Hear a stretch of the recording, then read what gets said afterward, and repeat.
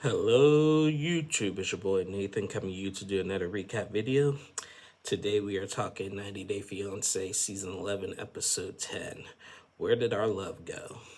So we just gonna get on into it. The first couple I want to talk is Stevie and Maddie. So for once I actually had a good episode. So Steve, Maddie's been, up and down with his intentions and like where he wants to live, coming here to America and everything. Now, last week when we saw Maddie, he was with Stevie's dad, and he asked for the blessing to repropose to Stevie and everything. So in this episode, Maddie tells Stevie to pack a bag, and we're gonna go on a trip.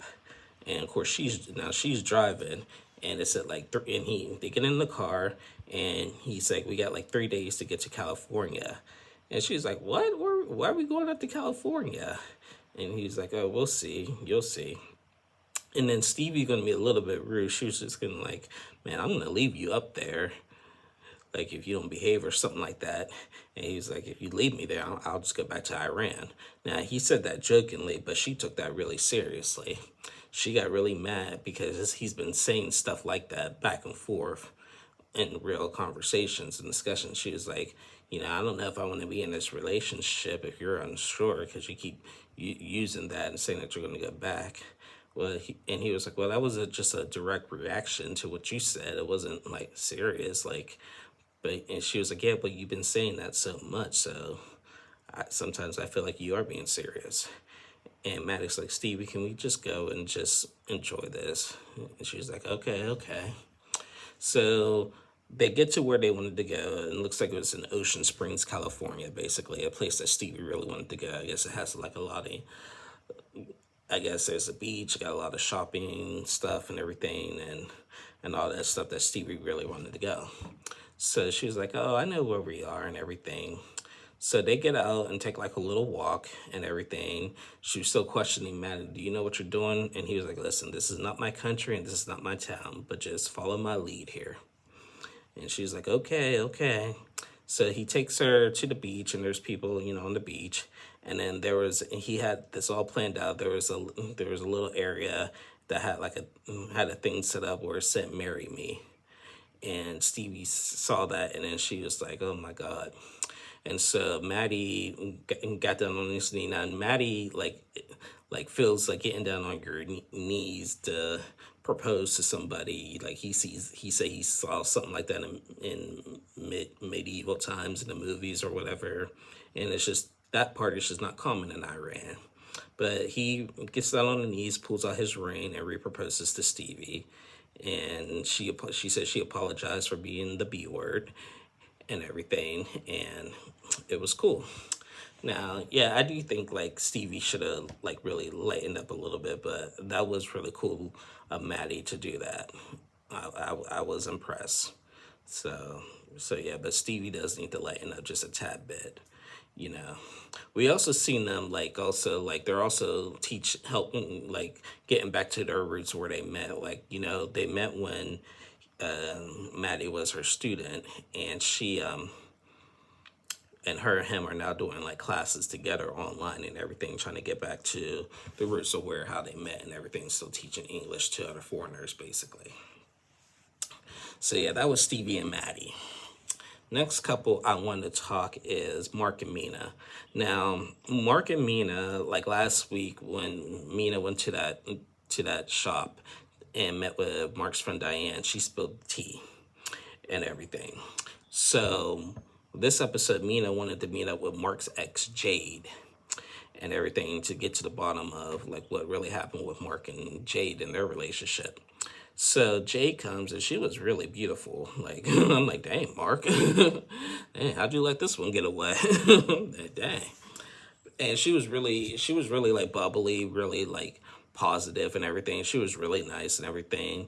So she met with Mina, and Mina asked like about their relationship. She said that we dated, blah blah blah, but I broke up with Mark because he wanted to move like more upstate or whatever, New York, New Hampshire, whatever, and I didn't want to go, and I didn't want to do the long distance thing. And well, the only lie about it was Mark said that he broke up with Jade, and that wasn't true. Jade broke up with Mark and everything. So Mina like asked her like, okay, I met with Diane and like and everything and blah blah blah. And Jay basically said, there's nothing with me and Mark. He did reach out like a couple times to see how I was doing, and like we tried to make it work one time long distance or whatever, but it didn't work. I have no feelings for Mark. I'm in a happy relationship and everything, like and everything. Jade also asked me, when's the wedding? She's like within a month or so, and everything, and even invited Jade to the wedding. She's like, this is a little weird, but if you really want me to come, I'll be there and stuff. So all of that build up was really for nothing. Like, there's no need for me to really dive deep into that. So Mina goes back home to Mark, and she said, "Okay, you have nothing to worry about, basically, and everything. Just work on some things a little bit." And Mark said he'll do better with certain aspects of it. So that's whatever. But one thing that Jade said that kind of stuck out to me was she said that watch out for Mark's mother because she can be too involved into the relationship. Now we haven't seen too much of that because it's been mostly Mark's daughter Jordan, basically, that's been too involved in everything with saying a lot of things and stuff. So she said that family, like you told me, good luck with that family because if they don't like you, they really ain't gonna like you. So, so I thought that was pretty interesting for her to say that, basically. So yeah, that was Mark and Mina. Next couple I want to talk is Greg and Joan. So Greg and Joan, as we know, Greg had an interview with that state job that he told Joan about last week, where she threatened to say, "You don't get it, I'm out," basically. So in this episode, it was finally the interview. Greg goes to the interview. He said it was like a lot of like construction type thing, like plumbing and all that stuff or whatever. So they leave. So that leaves Joan home with Greg's mom, Lucille. And so Lucille and Joan had a conversation. Lucille wanted some help with some kind of project and asked Joan to help. And Joan was more than willing to help her and everything. So they talked, and so they did their thing, and they just started talking about Greg and everything. And Greg's mom asked Joan, like, is there anything like you would like to see different, like anything that's concerning you? And Joan was like, I'm a very direct person. And Joan freaking said that she wants Lucille to lead the house more. She said that you're home too much. You need to get out more. Now that kind of pissed me off a little bit because who are you to come into my house and say like I need to lead the house more in my house? Greg's mom was like, I'm a little offended that you said that. And she's like, no, I'm not trying to be offensive. Like, I appreciate everything you've done for me. I mean, it's just, I mean, what Joan trying to mean is like she really wants the more privacy between her and Greg. But that's the way she should have said that. She shouldn't have said, tell somebody in their own home, who owns the house they need to get out more and everything. So Greg comes back home, and Greg and his mom had that conversation, and she said, and Greg was like, "I'm sorry about that. I will talk to Joan." Greg goes out and talks to Joan, and Joan said, I just said that to push her buttons a little bit." And Greg was like, "Are you pushing my buttons?" Basically, like you don't say that to people, especially people who are doing you a favor by letting you at least letting you live in their house for rent free, basically, and just to tell them that, oh, you need to get out more. Like, who the heck is she? And I like Joan. I really do like Joan.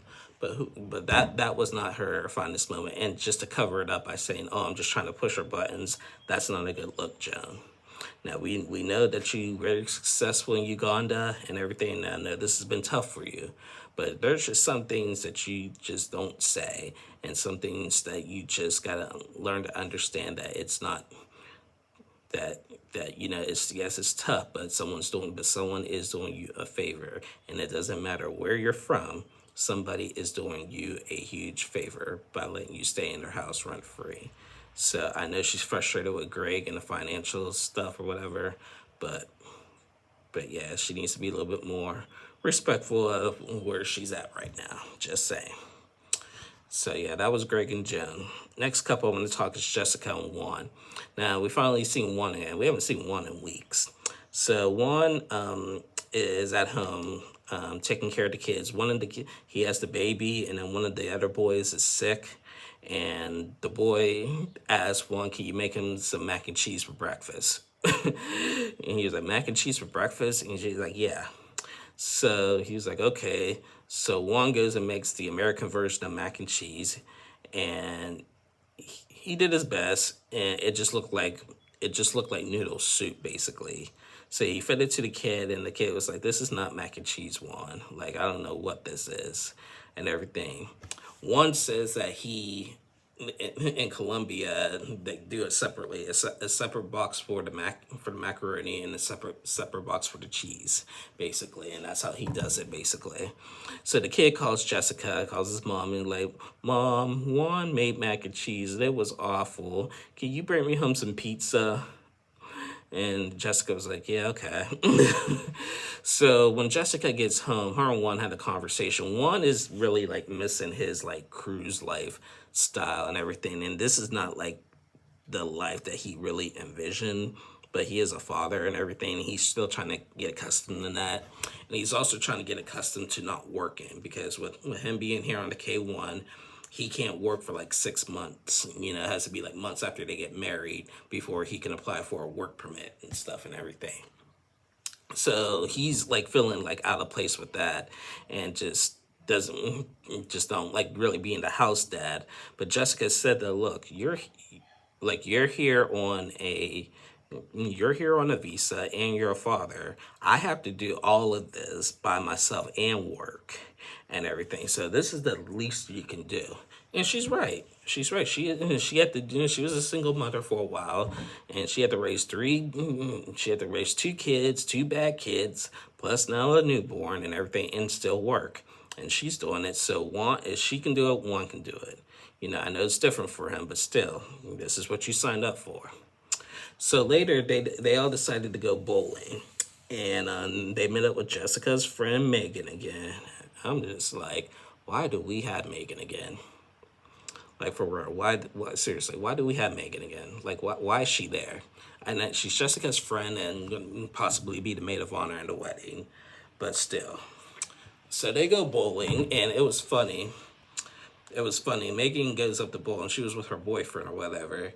And sometimes when you step up to it and bowl, the lanes can get really slippery and you can fall.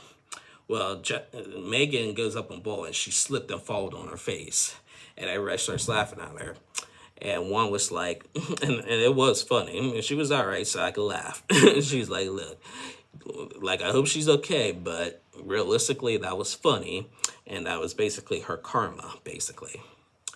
So they finished bowling, and they all had a sit down conversation. I think this is producer based. I'm starting to realize that now, about the same thing. And Megan was like, "I'm still not 100% sure about you, Juan. And how do I know you're not going to hurt Jessica again?" And he was like, "You know, I'm so tired of this conversation, really. Like, this is really, like, I come out to bowl. I don't come out to just have these conversations. This is between me and Jessica and everything." And Megan was like, "You know, if you hurt Jessica, I will ruin your life." And I'm just like, when she said that, ruin his life, I'm like, girl, who the hell are you?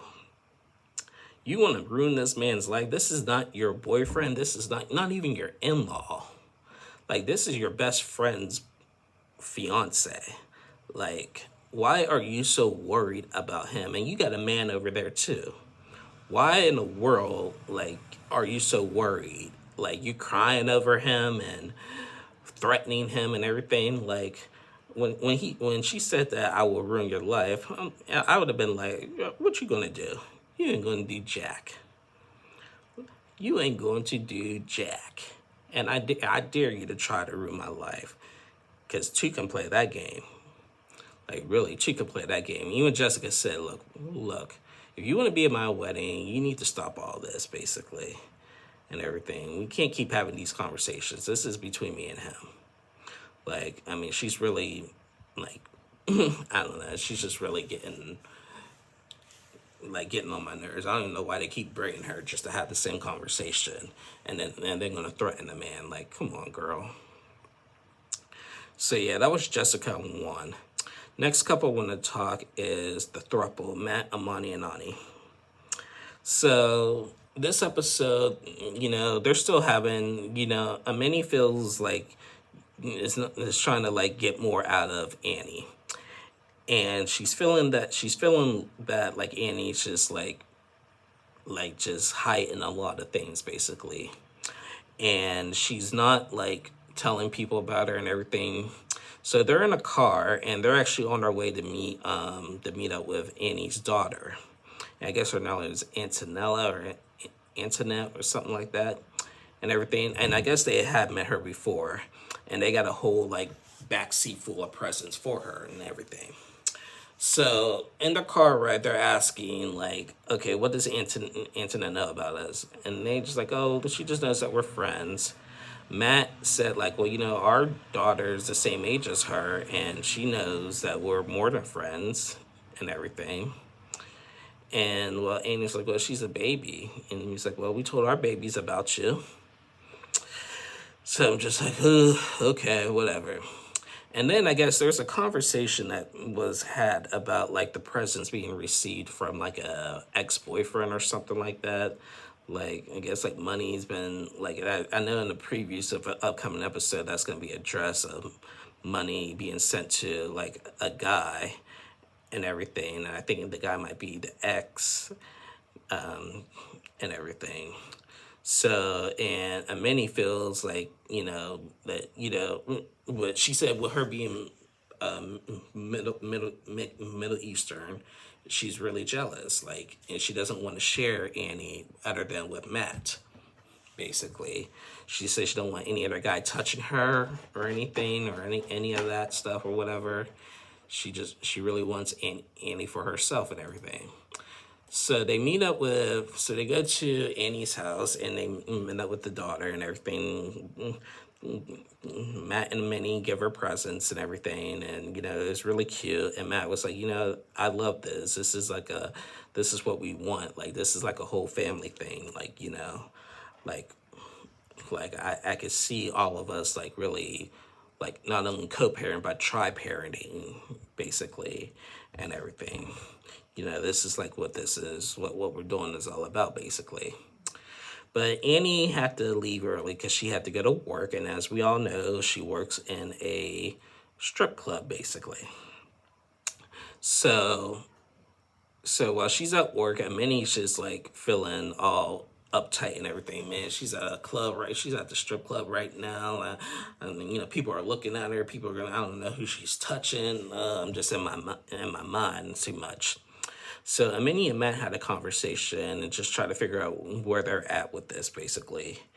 And finally, Amini tells Matt that, about the conversation they had at the winery a couple episodes ago when Annie said that she's only in this relationship for Amini and she don't really care too much about Matt, which I feel like was a lie.